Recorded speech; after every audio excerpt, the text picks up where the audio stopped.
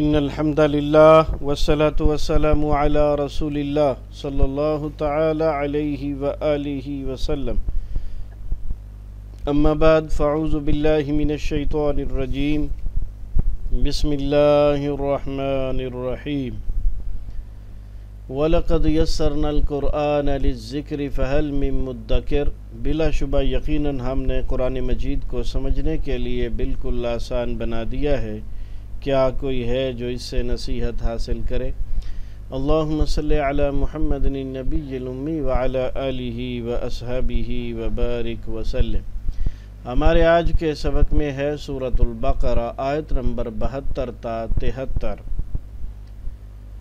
آیت نمبر 72 میں اللہ تعالیٰ فرماتے ہیں وَإِذْ قَتَلْتُمْ نَفْسًا فَادَّارَأْتُمْ فِيهَا وَاللَّهُ مُخْرِجٌ مَا كُنْتُمْ تَكْتُمُونَ، اور جب تم نے ایک شخص کو قتل کر دیا پھر تم نے اس کے بارے میں جھگڑا کیا اور اللہ اس بات کو نکالنے والا تھا جو تم چھپا رہے تھے۔ آیت نمبر 73 فَقُلْنَا اضْرِبُوهُ بِبَعْضِهَا كَذَلِكَ يُحْيِي اللَّهُ الْمَوْتَى وَيُرِيكُمْ آيَاتِهِ لَعَلَّكُمْ تَعْقِلُونَ، تو ہم نے کہا اس پر اس کا کوئی ٹکڑا مارو، اس طرح اللہ مردوں کو زندہ کرتا ہے اور تمہیں اپنی نشانیاں دکھاتا ہے تاکہ تم سمجھو۔ اس آج کے سبق میں ایک لفظ ہے فَدَّارَأْتُمْ، نفسن کے بعد یہ اصل میں فَتَدَارَأْتُمْ تھا، باب تفاعل کی تا کو دال میں بدل کر دال میں ادغام کر دیا گیا ہے۔ ادغام کرنے سے شروع والا حرف مدغم ساکن ہوا تو ساکن کو پڑھنے کے لیے شروع میں حمزہ لائے، پھر شروع میں فا آنے سے حمزہ تلفظ سے ساکت ہو گیا، لکھنے میں موجود ہے۔ یہ واقعہ اصل میں ہے کیا؟ بنی اسرائیل کے کسی شخص نے دوسرے کو قتل کر دیا اور جو لوگ قاتل کو جانتے تھے انہوں نے اس پر پردہ ڈال دیا۔ اب وہ ایک دوسرے پر الزام دھرنے لگے اور جھگڑا شروع ہو گیا، تو اللہ تعالیٰ نے ذبح شدہ گائے کا کوئی حصہ مقتول پر مارنے کا حکم دیا، جس سے اس نے زندہ ہو کر قاتل کی نشاندہی کر دی۔ اتنی بات ان آیات سے صاف ظاہر ہے۔ تفاسیر میں اس کی تفصیل اس طرح ہے کہ بنی اسرائیل میں ایک مالدار شخص کو اس کے بھتیجے نے قتل کر دیا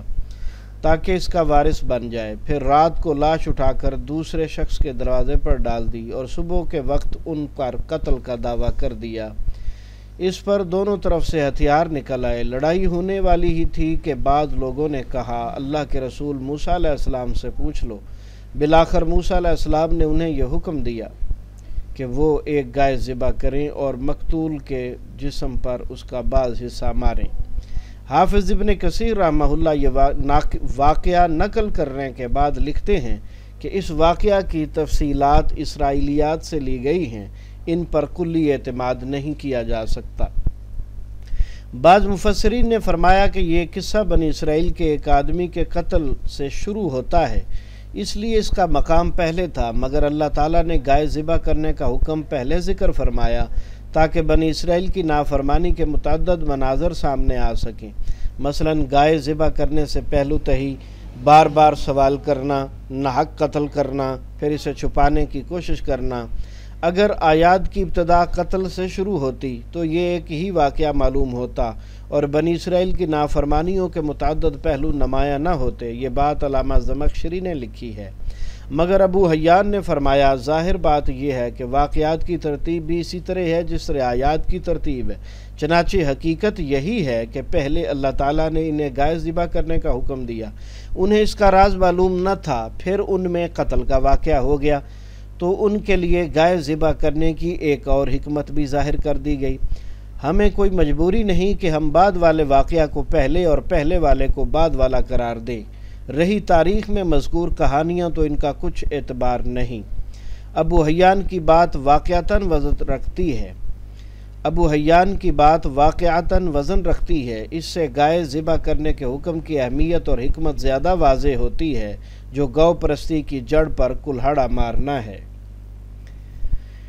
دوسری آیت میں کذالک یحیی اللہ الموتیٰ کے الفاظ ہیں، اس سے صاف ظاہر ہے کہ گائے کا ٹکڑا مارنے سے وہ مقتول زندہ ہو گیا۔ فرمایا اس طرح اللہ مردوں کو زندہ کرتا ہے۔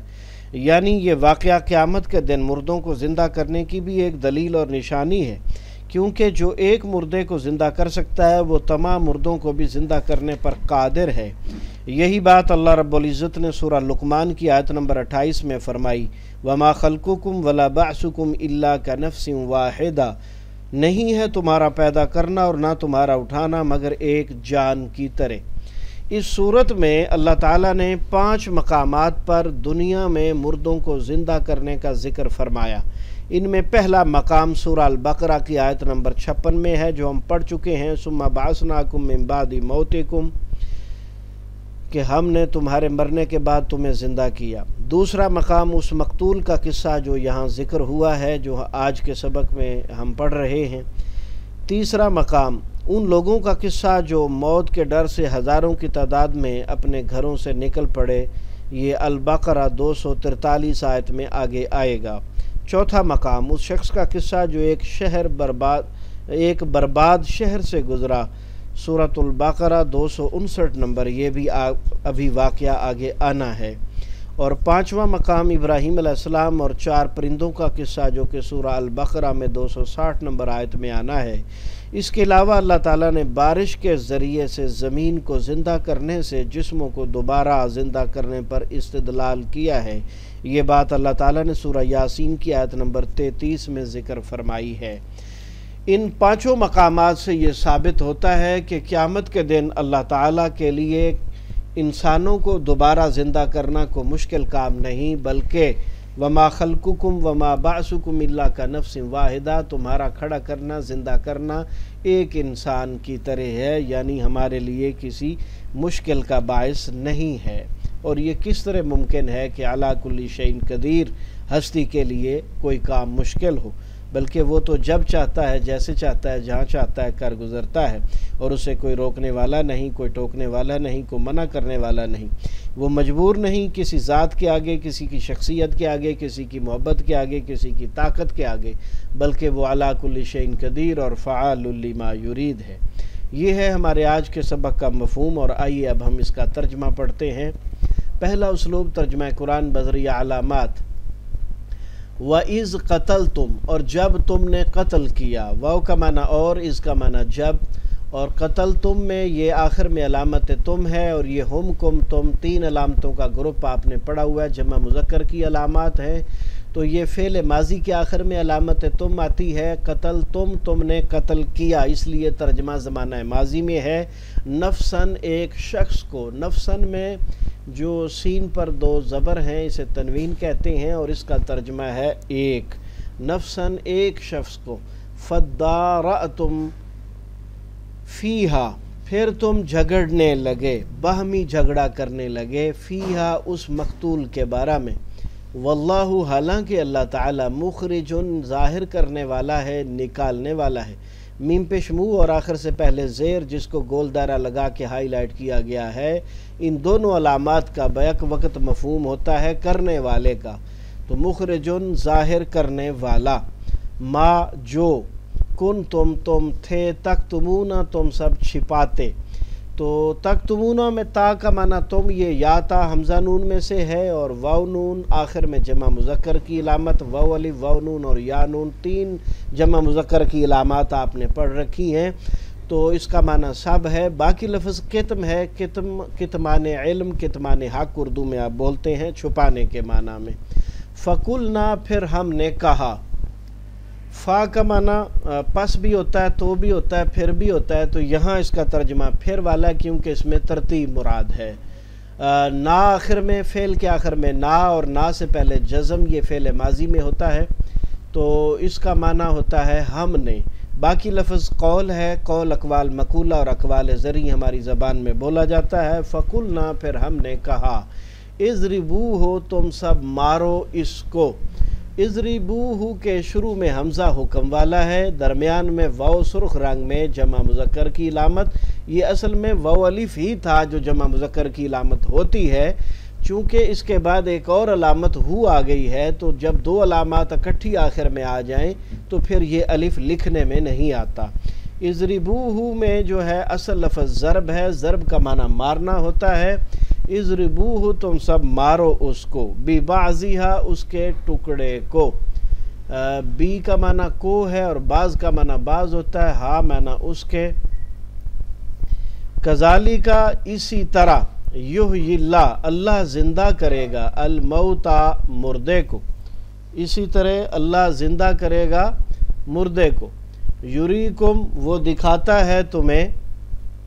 یریکم وہ دکھاتا ہے تمہیں، آیاتی ہی اپنی آیات، لعلکم تاکہ تم، یریکم کو اگر آپ غور سے دیکھیں تو اس میں واو کا معنی اور ہے، یریکم میں یا کا معنی وہ، کم فعل کے آخر میں آیا ہے ترجمہ تمہیں، اور یہ لفظ رؤیت سے نکلا ہے، رؤیت کا معنی دیکھنا ہوتا ہے، رؤیت ہلال کمیٹی اردو میں آپ بولتے ہیں، وَيُرِيكُمْ، اور اس لفظ اس کے فعل کے جو الفاظ آپ کو نظر آ رہے ہیں بظاہر یہ رؤیت سے نہیں ہے، اس فعل کا جو ہے وہ کچھ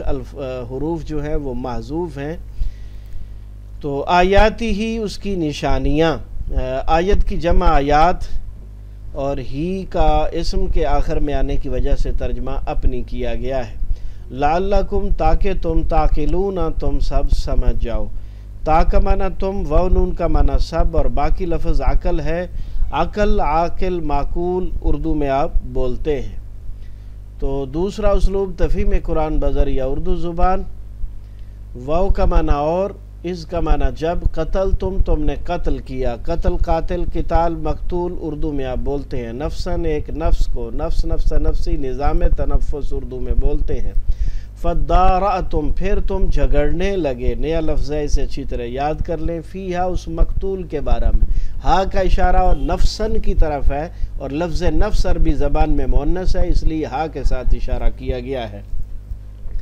واللہ اور اللہ تعالی، مخرج نکالنے والا ہے، خارج خروج اخراج اردو میں بولتے ہیں، ما کنتم تکتمون جو تم سب چھپاتے تھے، ما اردو میں بولا جاتا ہے ما حول، ما تحت، ما جرا، ما فوق الفطرت، ما برائے عدالت، تکتمون کتم سے نکلا، کتمان علم، کتمان حق اردو میں آپ بولتے ہیں، فقلنا تو ہم نے کہا یا پھر ہم نے کہا، فا کا معنی پھر ہم نے کہا، قلنا قول سے نکلا، اضربو تم سب مارو اسے، ضرب کاری ضرب مومن، ببعضھا اس کے بعض حصے کے ساتھ، کذالک اسی طرح، یحیی اللہ زندہ کرتا ہے اللہ تعالیٰ، الموتى مردوں کو، میت، اموات اور موتى تینوں چیزیں اردو میں بولی جاتی ہیں، وَيُرِيكُمْ اور وہ دکھاتا ہے تمہیں، رؤیت ہلال کمیٹی، مرئی و غیر مرئی اشیاء، دیکھی جانے والی اور نہ دیکھی جانے والی اشیاء، آیاتی ہی اپنی آیات کو، لعلکم تعقلون تاکہ تم سب سمجھ جاؤ، تعقلون عقل سے نکلا، عقل عاقل معقول اور عقل پسند اردو میں بولا جاتا ہے۔ تو ہمارے آج کے سبق میں صرف ایک لفظ ہے جو آپ نے یاد کرنا ہے اور وہ ہے فدارأتم، پھر تم جھگڑنے لگے، چند ایک الفاظ بار بار آنے والوں میں سے ہیں اور اکثریت ایسے الفاظ کی ہے جو ہماری اردو زبان میں بولے اور سمجھے جاتے ہیں۔ اللہ کا شکر ہے جس نے ہمیں قرآن مجید سمجھنے کی توفیق عطا فرمائی، اور اس کا ہمیں ہر وقت شکریہ ادا کرتے رہنا چاہیے، اور اللہ تعالی ہم سب کو صحت و سلامتی اور ایمان والی زندگی عطا فرمائے۔ اللہ تعالی ہر قسم کی بیماری، مصیبت، تنگی، پریشانی اور ہر قسم کی آزمائش سے محفوظ فرمائے، اور اللہ تعالی رزق حلال وافر عطا فرمائے اور اپنی راہ میں خرچ کرنے کے بھی توفیق عطا فرمائے۔ استغفر اللہ الذی لا الہ الا هو الحی القیوم واتوب الیہ۔ کفارہ مجلس کی دعا پڑھ لیجئے، سبحانک اللہم وبحمدک، اشہد ان لا الہ الا انت، استغفرک واتوب الیک۔